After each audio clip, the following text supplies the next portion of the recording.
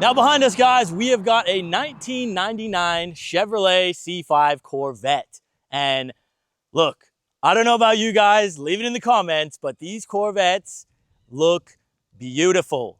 Just standing still, they look very, very, very hot.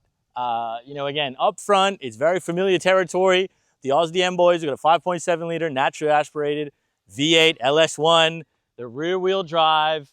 And just, again, so much design and tech went into these things from GM when they actually came out. They were quite a marvel. And if I'm being honest, these are like the Commodore of America. You know, maybe it's the HSV of America, but these things were an attainable sports car when you were growing up back in North America. And people, you know, they wanted these things. They were desirable.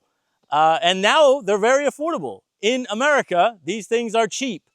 Here in Australia, might be a slightly different story, but they are coming down in price and they are available. More and more of these are here now in Australia. So we're gonna go over it. We're gonna talk price. We're gonna talk performance. Are these things a good investment? Are they fun to drive? We're gonna fire this one up. We're gonna launch it. We're gonna review it. Let's hear how it sounds, eh?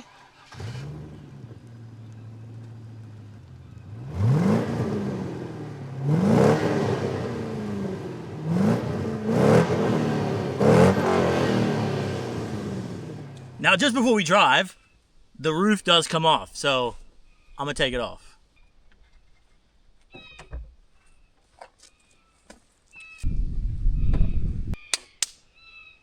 Job done.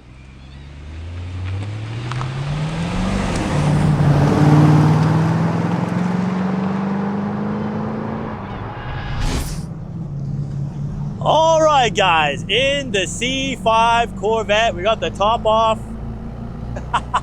I'm about to get burned, yeah, but it is very nice that you've got a Targa top in here that you can just sort of throw off, chuck it in the boot, and you know, it's nice. I miss Targas. What happened to the Targa top? Bring it back. That's what I say. Anyways, the Corvette, well, again, we're sitting on the wrong side of the car. We're in the left-hand side. It's not being converted. You don't have to convert these, I believe, now. They're old enough. It's, again, 1999. This thing's, you know, what, it's almost 27 years old. It's up there. And, again, you just have to take yourself back to 1999 and think, wow, like, this was a car when this vehicle came out. Like, it was special. And I think even still today, this thing is bloody special. And again, guys, I'm gonna be quick. Don't forget, we've got Clown World merch for sale right now, shopross.com.au. It really helps us out. So if you can leave a comment, like the video, subscribe, cop some merch, we do appreciate you guys. Now, of course, onto the bonnet, like we mentioned, it's got the LS1, the 5.7 liter V8. We all know and love that engine. This one, it makes 345 horsepower. We're talking 350 Newton meters. Again, rear wheel drive. This one is the 4-speed. It's a 4L60E. But again, you really wanted that 6-speed manual. It's, you know, it's just the one you want. You know, the 4-speed, they're just, I'm never a fan of them. You know, they're a bit sluggish. They're too high geared. But that's me personally.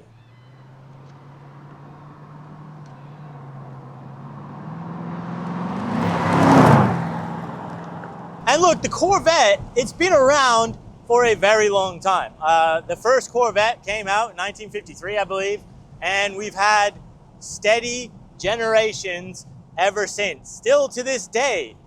Thank you, sweet baby Jesus. Dear 8-pound, 6-ounce, newborn infant Jesus, don't even know a word yet. We just thank you for all the races I've won and the $21.2 million. Woo! Woo! Woo! Ow! Love that money. We are still making Corvettes over in the good old United States of America. Like, it is actually a beautiful sight to see, and they are well and truly in supercar territory now with some of the special edition C8s. They're an amazing vehicle. I've done a couple of reviews on C8s. If you want to check them out, click the pop-up banner right here. I've also done a C7 last time I was in America. Check that video out right here. absolutely love that car. And sitting in this C5, it is actually insane to me how similar this is to the C7. You know, like just from the removable roof, exactly the same. The rear design, exactly like it is very, very similar. And I mean, hey, when you get it right, don't you? And if it ain't broken, don't fix it.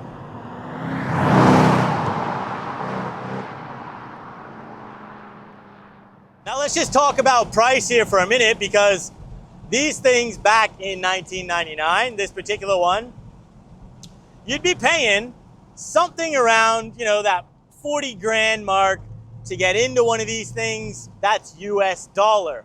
Now, if we transfer that to Australian dollar in today's money, something about 57,000. So again, you could spec these up quite a bit. So, you know, you could be buying something in the 60,000 US mark, which would then be very equal to something of like an HSV of the time. Still, I think it was pretty good value, the fact you could get a base model C5, still have an LS1 for around 40,000 US. Now, if you're going to buy them in the USA today, you can pick up a C5 for quite cheap. You know, 20,000 US, I would say comfortably, would get you a nice example. You know, again, if you drop down to a C4, you can pick those things up for like 10,000 US. Again, even C5s, they hover around that 10, 15,000 with higher Ks. So very affordable. Now in Australia, these things have always been a bit expensive. Look, currently they're sitting sort of around that 35 grand mark to 65 grand mark, depending on condition, you know, the spec of it. That's what you're going to pay. This particular one, again, it is for sale at Next Ride. They're asking 60,000 for this one. It's got 100,000 Ks, and it's pretty nice. You know, it's a pretty nice spec, I would say. But yeah, 60,000 is on the top end of the price for here in Australia. I have to tell you though, guys, I feel like if you could buy one of these in that 35 grand range, you know, sub 40,000 for a nice one of these, especially if you could find a manual one, I would say that's absolute value. Like, that's huge value. Yes, these vehicles are getting old and you can feel the age on the interior, but this is a true classic, and I don't think these are gonna go much lower than that 35 grand. I feel, you know, it's gotta be a completely bunky crap one to be less than that, in my opinion. But what would you guys say? What would you pay? Leave your comments down below. I gotta tell you, you know, it's interesting because the C5, there really wasn't that much special editions. You know, it wasn't until the C6 came out that we started to see truly insane models coming out. The C5, you really didn't have that many different options to choose from. You could spec these things up still, but we're talking, you had sort of the base one, which I mean, I believe is what we're driving. You know, they had a target top, so you could take the roof off. You had the slightly more expensive, slightly heavier, you know, less performance orientated convertible. So there was a full-on convertible you could buy. And then there was a coupe that did not have the Targa roof. And that was more of the track focused, a little bit more lightweight, stiffer suspension, more rigid C5. You know, I really don't think for your street car, you're gonna notice much difference, but maybe on the track, there could have been something there. But again, it wasn't really until the C6 that we started to get these supercharged, you know, really quite crazy examples of Corvettes.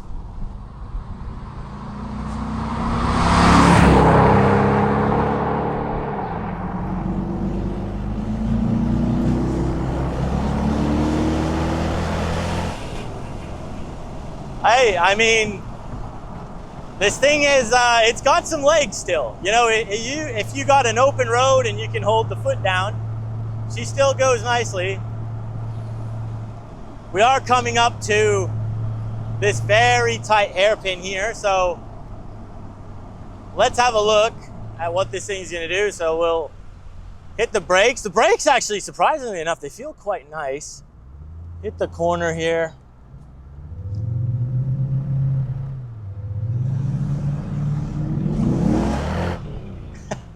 This is the problem.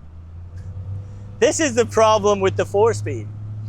You get going and you want to send it, and this thing drops you down to first, and this is where you see Corvette owners spinning out, you know, losing control because they might have the traction control off, and they drop, you know, they slam their foot down, and it does that.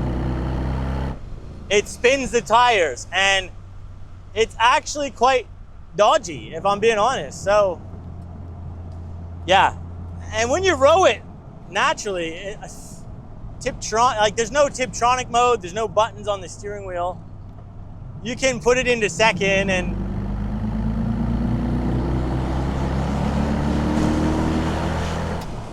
it's just too high geared. It's too high. It's not good. And again, I'm gonna call it similar to the Viper. I've driven the Dodge Viper on this exact road. That was actually a manual. And even in manual form, it was just too high geared. The gearing was too aggressive. And yeah, unfortunately, maybe in America, you can actually use the whole speedometer with this gearing. You can't use it in Australia with this gearing. Let me just tell you.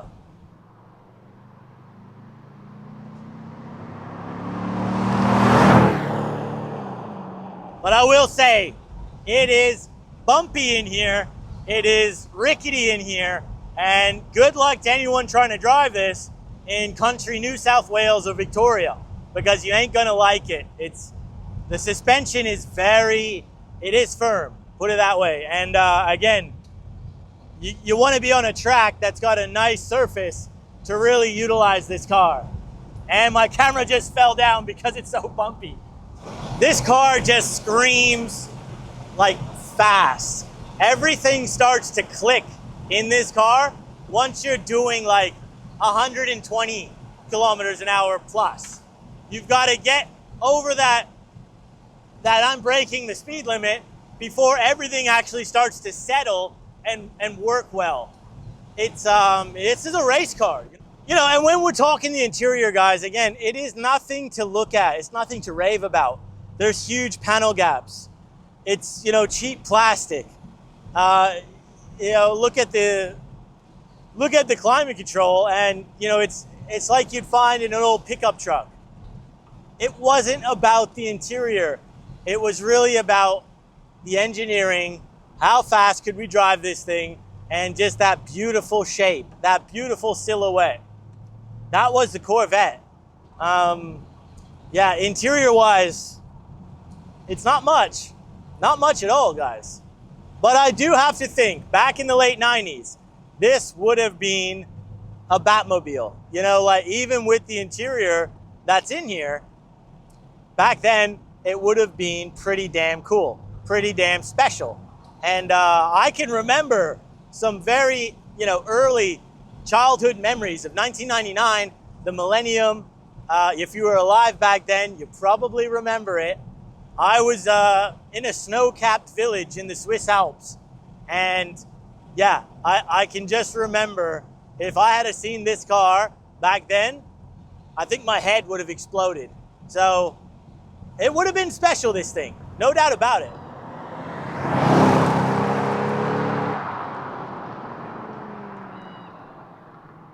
Now it is time for the wiper test. What do the C5 wipers go like? Let's pull back.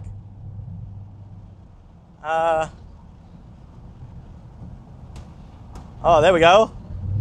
Oh, not too bad, actually. Under the wiper, we got a bit of a... Oh, we're getting splashed. All right, so they didn't design the runoff too well. I just got completely soaked by the wipers.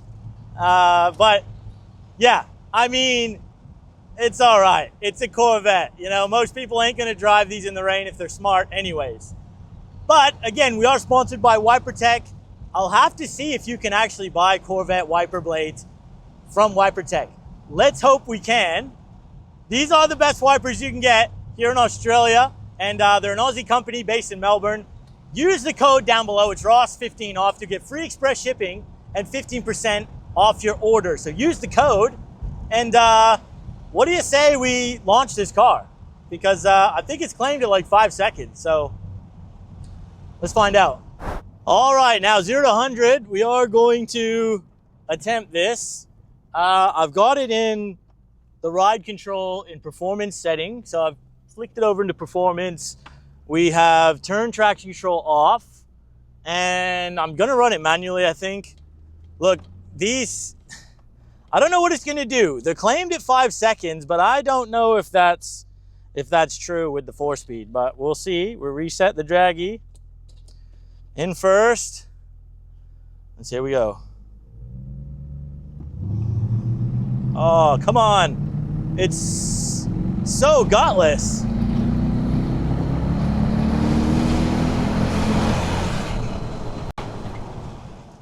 Yeah, I don't know. I mean, it just seems so weak off the line. Let me have a look at the time. Yeah, wow, we just did 7.7 or something right there, and that just seemed so slow. Like, I was putting my boot into it, and this thing really wasn't moving much. So we'll try that again. All right, we're gonna try this again. I'm just gonna leave it in drive this time. Here we go.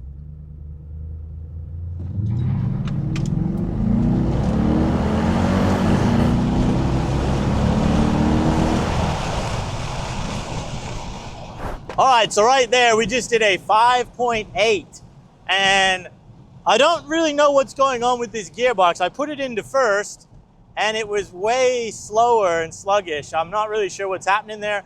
Left it in drive. I think I could have built the revs up a bit more. I probably could get under 5.5 seconds on this back road, but 5.8, 1999, you know, 345 horsepower. This is pretty respectable, guys. Not bad for a 4-speed, I would say.